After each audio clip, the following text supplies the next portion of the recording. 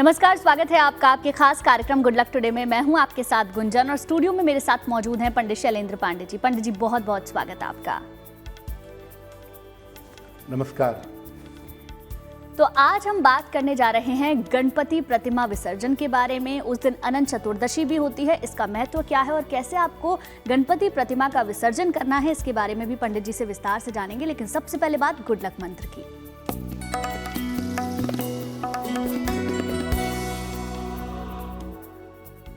अगर आपके ऊपर किसी न किसी वजह से हमेशा कर्ज बना रहता है, कर्ज रहता ही है, तो हर मंगलवार को गाय को गुड़ और रोटी ये खिलाना आप शुरू कर दीजिए।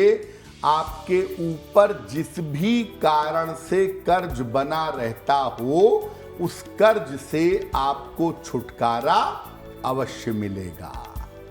पंडित जी से अब जान लेते हैं 17 सितंबर 2024 के पंचांग के बारे में।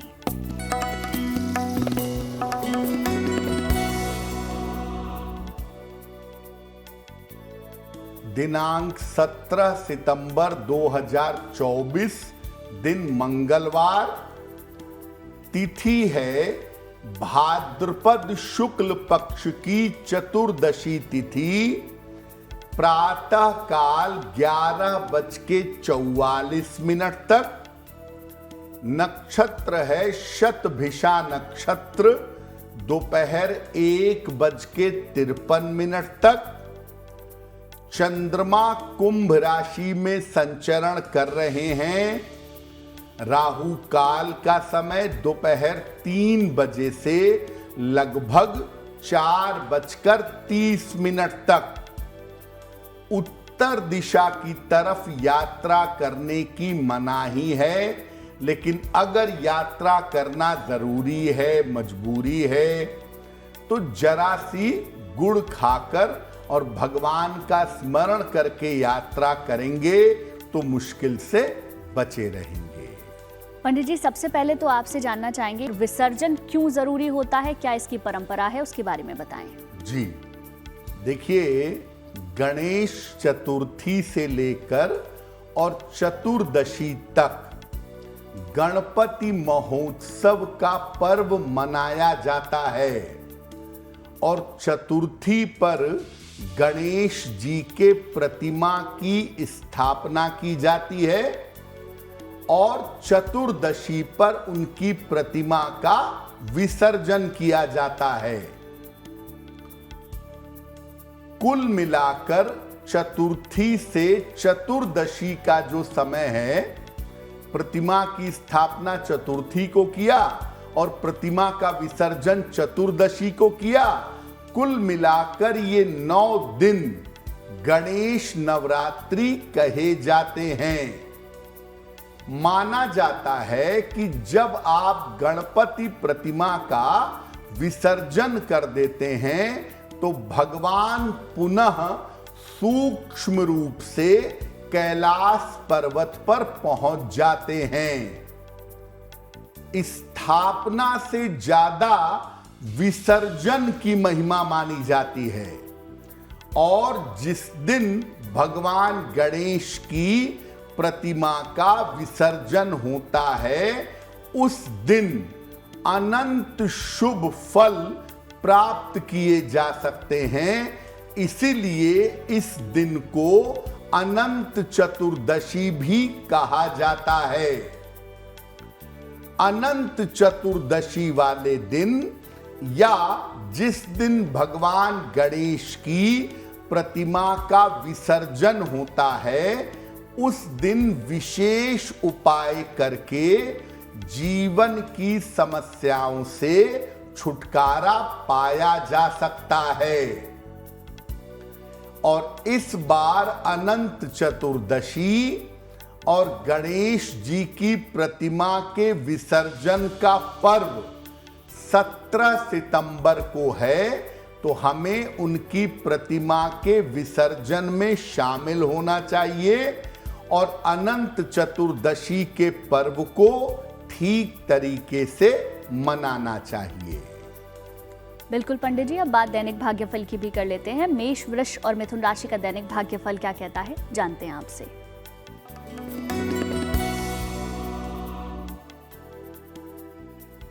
मेष राशि, करियर की समस्या आपकी इस समय हल होगी।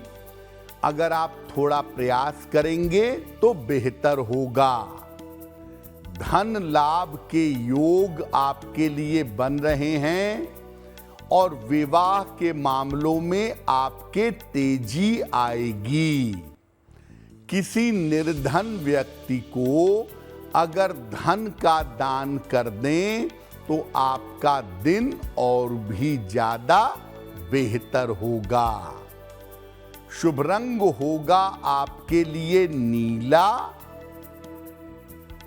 और भाग्य का मीटर आपको नंबर दे रहा है 70% मध्यम भाग्य आपके साथ बना हुआ है।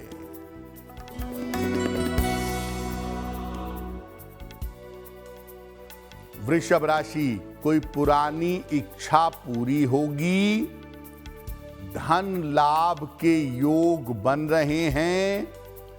अचानक यात्रा के योग बन सकते हैं।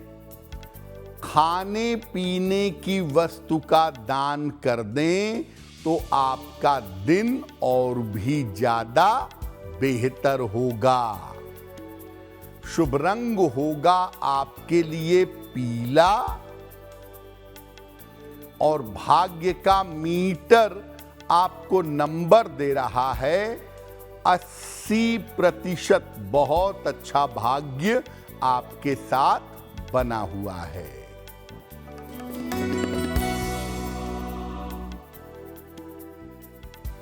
मिथुन राशि, पारिवारिक समस्याएं हल होंगी। करियर में नए अवसर मिलेंगे। लंबी यात्रा के योग बन रहे हैं। हनुमान चालीसा का एक बार पाठ कर लें तो आपका दिन और भी ज्यादा बेहतर होगा। शुभ रंग होगा आपके लिए गुलाबी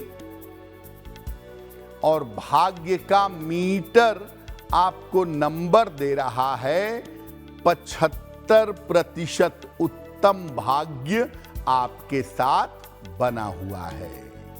पंडित जी, अब ये जानेंगे आपसे कि गणपति की प्रतिमा के विसर्जन का तरीका क्या है, उसके बारे में बताएं।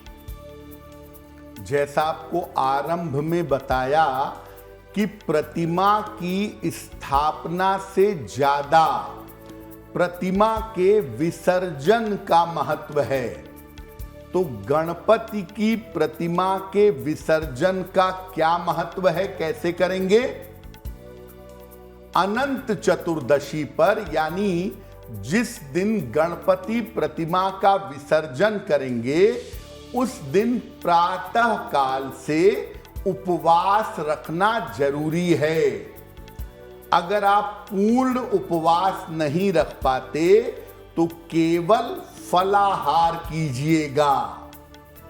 घर में स्थापित प्रतिमा का पहले विधिवत पूजन करिए।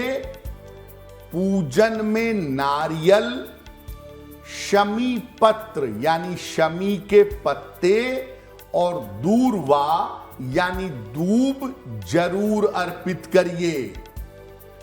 इसके बाद प्रतिमा को विसर्जन के लिए ले जाइए। अगर प्रतिमा छोटी है तो गोद में रख कर ले जाएं या सर पर रख कर ले जाएं।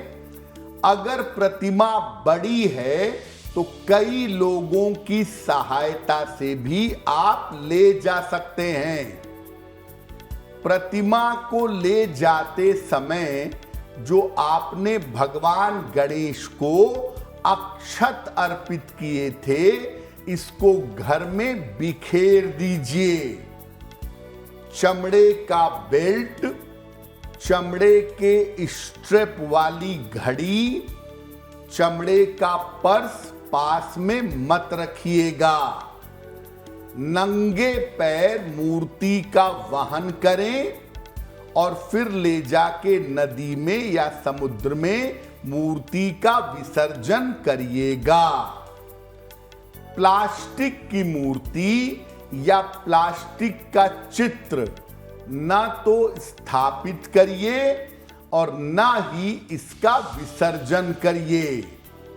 मिट्टी की मूर्ति स्थापित करना भी अच्छा है और मिट्टी की प्रतिमा का विसर्जन करना भी अच्छा है। विसर्जन के पश्चात हाथ जोड़कर श्री गणेश से कल्याण की और मंगल की कामना करने को कहिएगा और ये कहिएगा कि मूर्ति के रूप में मैंने आपका विसर्जन किया है, लेकिन सूक्ष्म रूप में आप सदा सर्वदा हम सबके साथ बने रहें, हम सबका कल्याण करते रहें। बिल्कुल पंडित जी, आगे की राशियों के बारे में भी अब आपसे जान लेते हैं। कर्क सिंह और कन्या राशि का दैनिक भाग्यफल क्या कहता है, वो बताएं।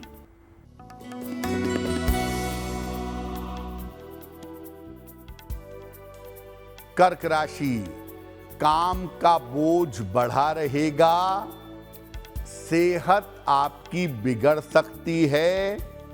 अभी शांति और धैर्य बनाए रखें। किसी निर्धन व्यक्ति को अगर गुड़ का दान कर दें तो दिन बेहतर होगा। शुभ रंग होगा आपके लिए पीला और भाग्य का मीटर आपको नंबर दे रहा है 60%। मेहनत ज्यादा होगी, भाग्य थोड़ा कम रहेगा।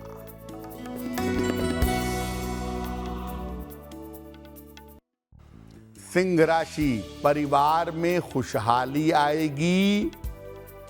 विवाह आपका तय हो सकता है। संपत्ति का लाभ आपको हो सकता है। खाने पीने की वस्तु का दान कर दें तो आपका दिन और भी ज्यादा बेहतर होगा। शुभ रंग होगा आपके लिए लाल और भाग्य का मीटर आपको नंबर दे रहा है 70%। मध्यम भाग्य आपके साथ बना हुआ है।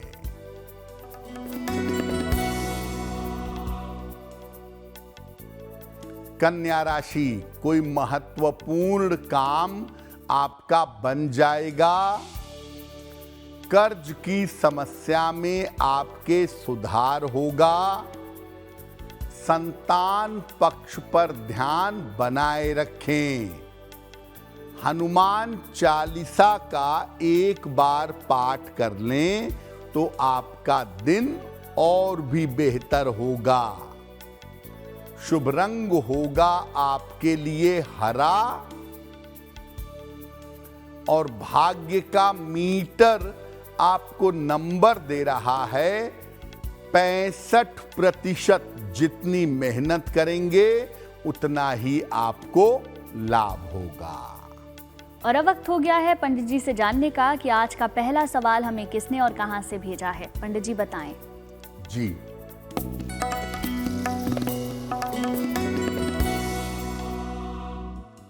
आज का पहला प्रश्न यशवंत ठाकुर जी ने हमें लिखा है।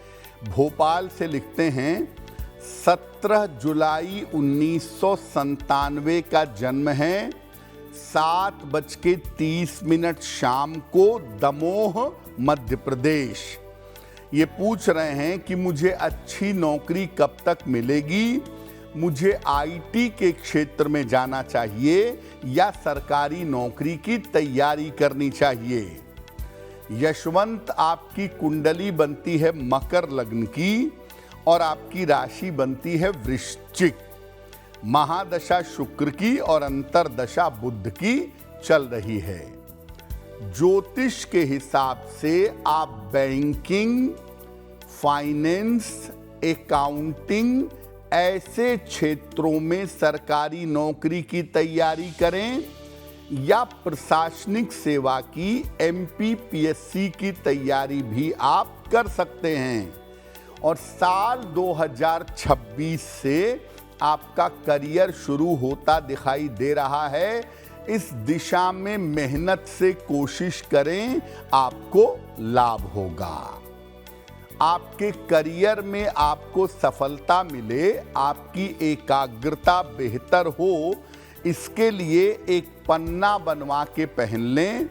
लगभग 6 से 8 रत्ती का पन्ना चांदी की अंगूठी में, दाहिने हाथ की सबसे छोटी उंगली में, बुधवार की शाम को एक पन्ना पहने और रोज सुबह सूर्य भगवान को जल चढ़ा करके प्रार्थना करें, आपको लाभ होगा। अगर आपका भी कोई सवाल है और आप उसे पंडित जी से पूछना चाहते हैं तो आप हमें मेल लिख सकते हैं। हमारी ईमेल आईडी आपकी टेलीविजन स्क्रीन पर फ्लैश हो रही है। बताएं पंडित जी, आज का दूसरा सवाल हमें किसने और कहां से भेजा है? जी,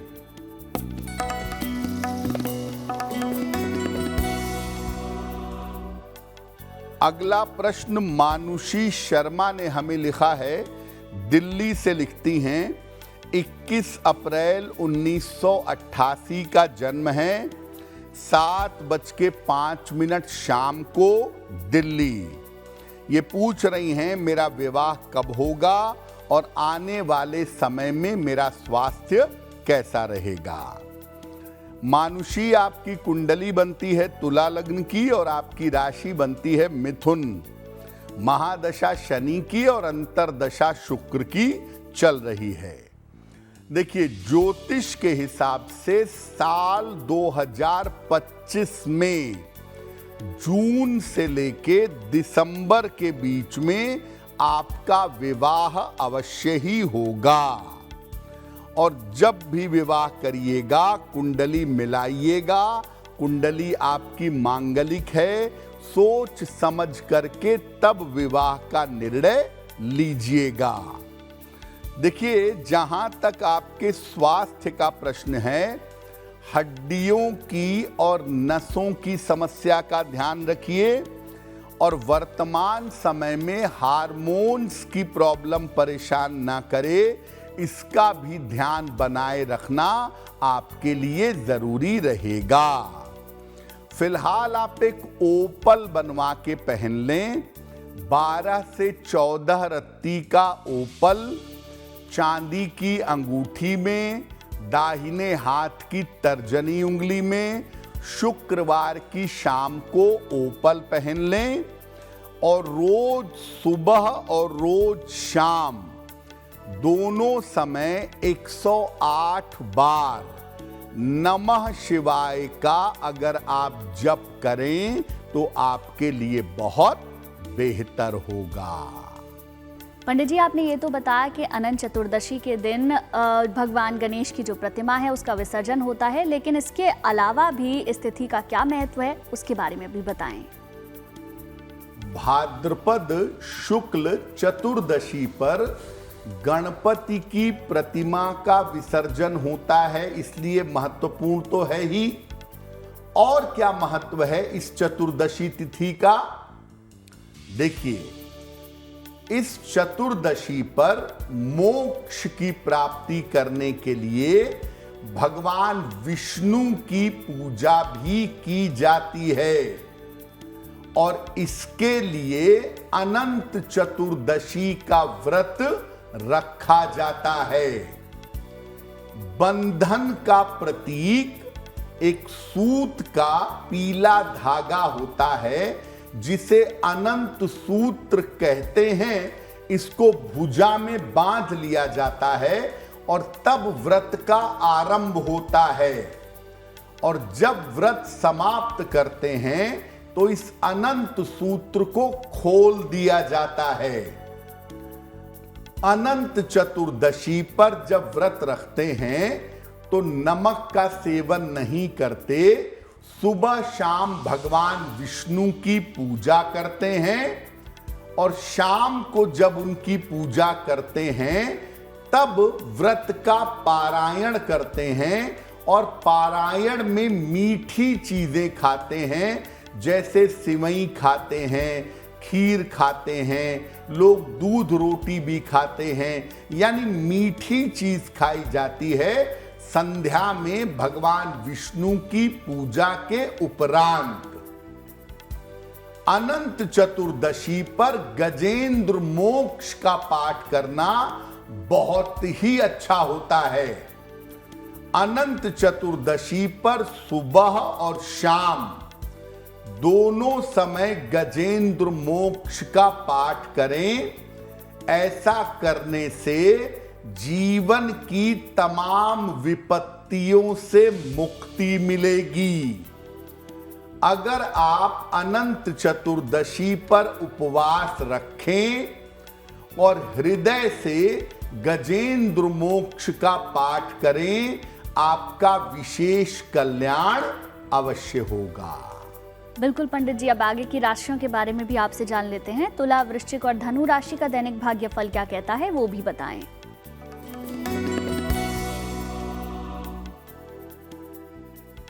तुला राशि, सेहत की समस्याएं दूर होंगी। धन का लाभ आपको होता जाएगा।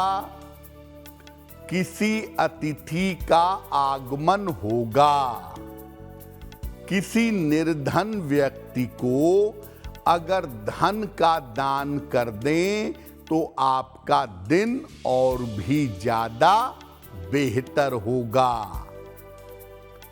शुभ रंग होगा आपके लिए आसमानी और भाग्य का मीटर आपको नंबर दे रहा है 75% उत्तम भाग्य आपके साथ बना हुआ है।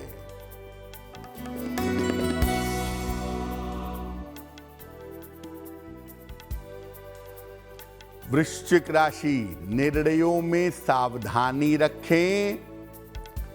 वाद विवाद से बचाव करें। महत्वपूर्ण काम अभी टाल दें। किसी निर्धन व्यक्ति को अगर गुड़ का दान कर दें तो दिन की मुश्किलें कम हो जाएंगी। शुभ रंग होगा आपके लिए नारंगी और भाग्य का मीटर आपको नंबर दे रहा है 60%। मेहनत ज्यादा होगी, भाग्य थोड़ा कम रहेगा।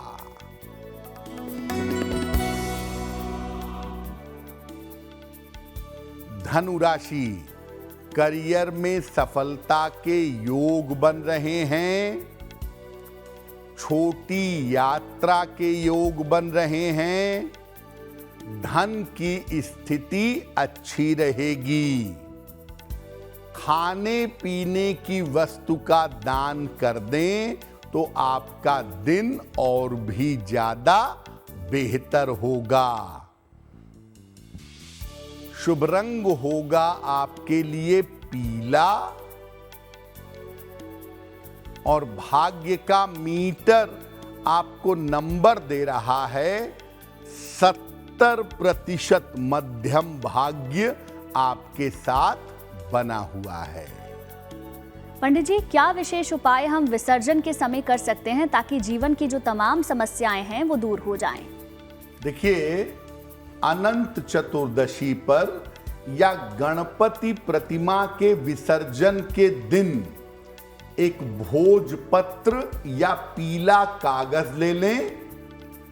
अष्टगंध की स्याही से या नई रेड इंक की कलम भी ले सकते हैं। नई लाल स्याही की कलम ले लें। भोजपत्र या पीले कागज पर सबसे ऊपर स्वस्तिक बनाएं।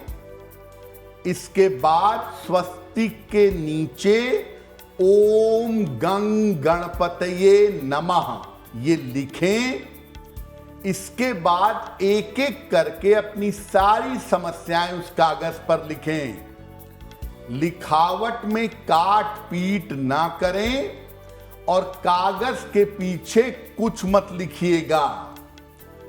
समस्याओं के अंत में अपना नाम लिखें और फिर गणेश मंत्र ओम गंग गणपतये नमः लिखें। सबसे अंत में स्वस्तिक बनाएं। कागज को मोड़कर रक्षा सूत्र से बांध लें और गणेश जी को समर्पित कर दें।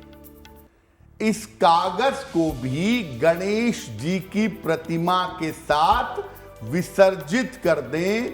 आपको समस्त समस्याओं से मुक्ति जल्दी से जल्दी प्राप्त होगी।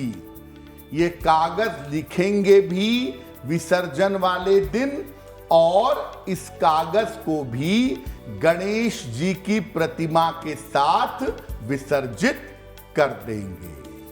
बिल्कुल पंडित जी, अब आखिरी 3 राशियों के बारे में भी आपसे जान लेते हैं। मकर, कुंभ और मीन राशि का दैनिक भाग्यफल क्या कहता है, वो भी बताएं।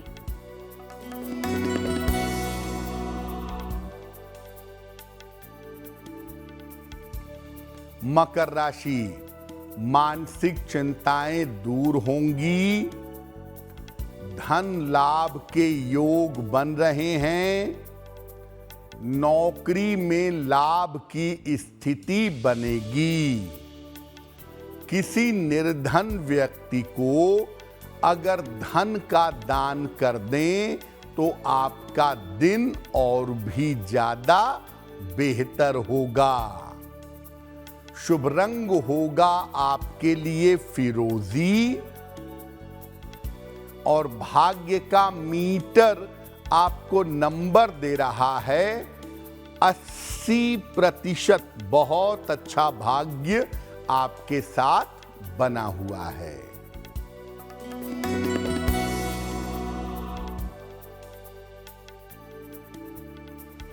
कुंभ राशि, धन लाभ के योग बन रहे हैं।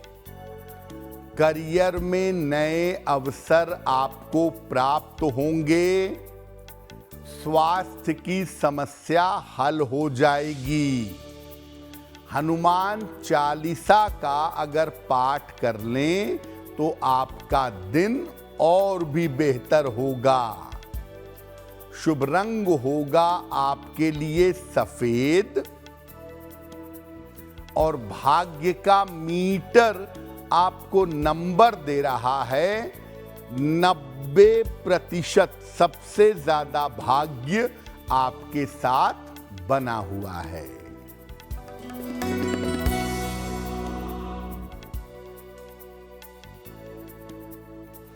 मीन राशि, करियर में समस्या हो सकती है। जल्दबाजी में काम करने से बचें। अपनी वाणी और स्वभाव पर नियंत्रण रखें। किसी निर्धन व्यक्ति को अगर गुड़ का दान कर दें तो दिन की मुश्किलें कम हो जाएंगी। शुभ रंग होगा आपके लिए पीला और भाग्य का मीटर आपको नंबर दे रहा है 60%। मेहनत ज्यादा होगी, भाग्य थोड़ा कम रहेगा। और अब वक्त हो गया है आज के तीसरे सवाल को लेने का। तो पंडित जी हमें बताएंगे आज का तीसरा सवाल हमें किसने और कहां से भेजा है। जी,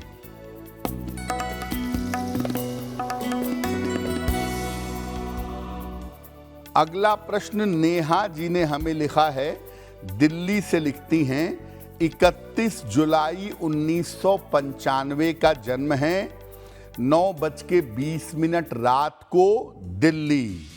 ये पूछ रही हैं कि मेरा विवाह कब तक होगा, क्या मैं मांगलिक हूं और मेरा भविष्य कैसा है। नेहा, आपकी कुंडली बनती है कुंभ लग्न की और आपकी राशि बनती है कन्या। महादशा राहु की और अंतरदशा बुध की चल रही है। देखिए, ज्योतिष के हिसाब से आपके विवाह का समय अगले साल है। अप्रैल 2025 से दिसंबर 2025 के बीच में आपका विवाह होगा। कुंडली आपकी अच्छी खासी मांगलिक है, इसीलिए कुंडली मिलाइएगा विवाह करने के पहले। ये बात बिल्कुल है कि आपका वैवाहिक जीवन अगर सोच समझ के विवाह किया जाए तो अच्छा रहेगा और भविष्य आपका ठीक है, बहुत चिंता करने की जरूरत नहीं है। केवल जीवन में बेवजह की मानसिक चिंताओं से और बेवजह के मानसिक तनाव से आपको बचना चाहिए। फिलहाल आप ऐसा करें नेहा, एक ओपल बनवा के पहन लें, 10-12 रत्ती का ओपल चांदी की अंगूठी में, दाहिने हाथ की सबसे छोटी उंगली में। बुधवार की शाम को एक ओपल पहने। रोज सुबह जल में हल्दी मिला करके सूर्य भगवान को जल अर्पित करें और सुबह के समय ही 108 बार ओम आदित्याय नमः सूर्य देव के मंत्र का जप करें। अगर ये उपाय आप करें तो आपका विवाह शीघ्र होगा। अगर आपका भी कोई सवाल है और आप उसे पंडित जी से पूछना चाहते हैं तो आप हमें मेल लिख सकते हैं। हमारी ईमेल आईडी आपकी टेलीविजन स्क्रीन पर फ्लैश हो रही है। बताएं पंडित जी, आज का आखिरी सवाल हमें किसने भेजा है? जी,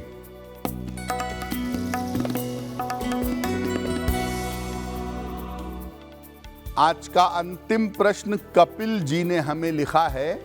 दिल्ली से लिखते हैं, अपनी बहन के बारे में जानना चाहते हैं। बहन की जन्म तारीख है 30 जून 1988, 1 बजे दोपहर में, दिल्ली। ये पूछ रहे हैं कि मेरी बहन का विवाह कब और कैसा होगा, करियर में बहन को सफलता कब मिलेगी। कपिल, आपकी बहन की कुंडली बनती है कन्या लग्न की और धनु राशि की। महादशा राहु की और अंतरदशा शनि की चल रही है। ज्योतिष के हिसाब से आपकी बहन जी के विवाह का समय फिलहाल चल रहा है और अगर अभी कोशिश की जाए तो अप्रैल 2025 के पहले इनका विवाह हो सकता है। जिस बालक से इनका विवाह होगा वो मैनेजमेंट, फाइनेंस, प्रशासन या कानून के क्षेत्र में करियर वाले होंगे। वैवाहिक जीवन बहन जी का कुल मिला जुला के बेहतर दिखाई दे रहा है। आपकी बहन अपने करियर में उच्च पद भी प्राप्त करेंगी। साल 2026 में इसकी संभावना दिखाई दे रही है। फिलहाल अपनी बहन जी को आप एक ओपल बनवा के पहना दें। 12 से 14 रत्ती का ओपल चांदी की अंगूठी में, दाहिने हाथ की तर्जनी उंगली में। शुक्रवार की शाम को इनको ओपल पहनाएं और दूसरा इनको बोलिए कि रोज सुबह और रोज शाम 108 बार शनि मंत्र का जप करेंगी। ओम शं शनैश्चराय नमः। अगर ये 2 उपाय लंबे समय तक करें तो विवाह और करियर वाला मामला इनका हल हो जाएगा।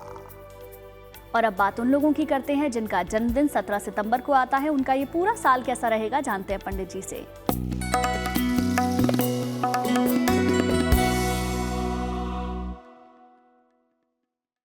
जिन लोगों का जन्मदिन 17 सितंबर को है उन्हें हम सबकी तरफ से जन्मदिन की हार्दिक शुभकामनाएं। आने वाले वर्ष में अपने स्वास्थ्य का बहुत ध्यान रखिए। करियर में आपके बड़े परिवर्तन हो सकते हैं।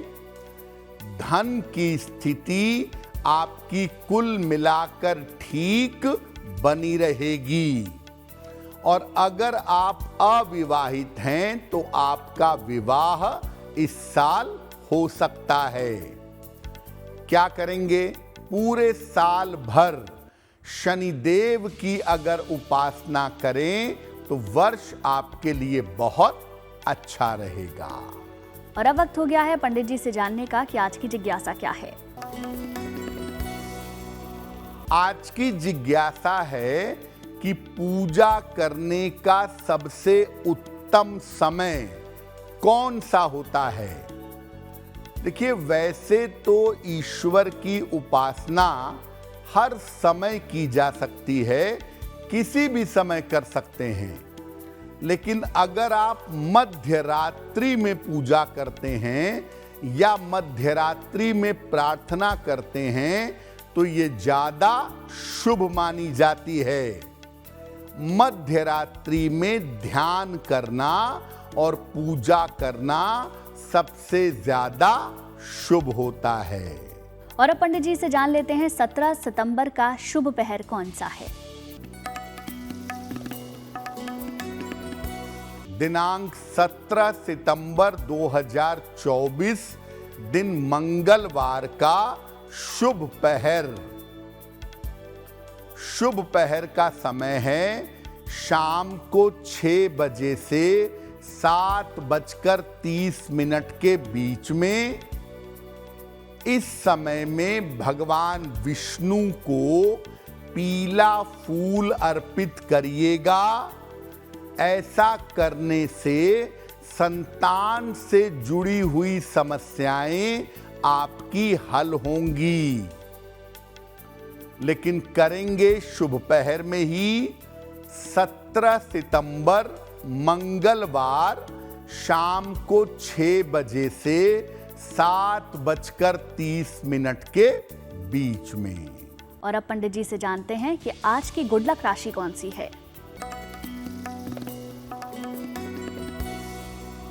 हम आपको बता रहे हैं कि अलग अलग राशि के लोगों का वर्तमान समय कैसा चल रहा है। आज की गुड लक राशि है कन्या। इस समय आपके करियर में लाभकारी परिवर्तन हो सकता है और इस समय आपके जीवन में स्थान परिवर्तन करने के मजबूत योग बन रहे हैं। कार्यक्रम के आखिरी पड़ाव में हम पहुंच चुके हैं, जहां पंडित जी से हर दिन जानते हैं हम एक महा उपाय। तो जानते हैं पंडित जी, बताएं आज का महा उपाय क्या है। जी,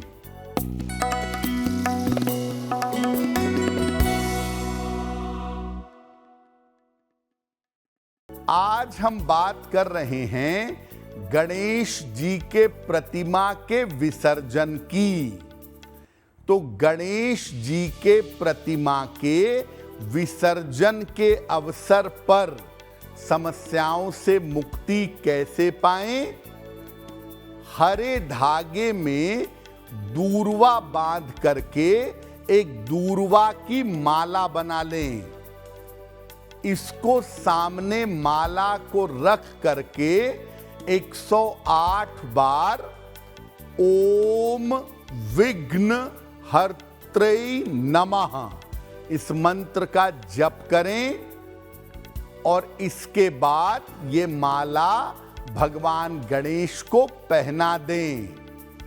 जब आप गणेश जी की मूर्ति का विसर्जन करेंगे तो साथ में माला का भी विसर्जन कर दीजिएगा।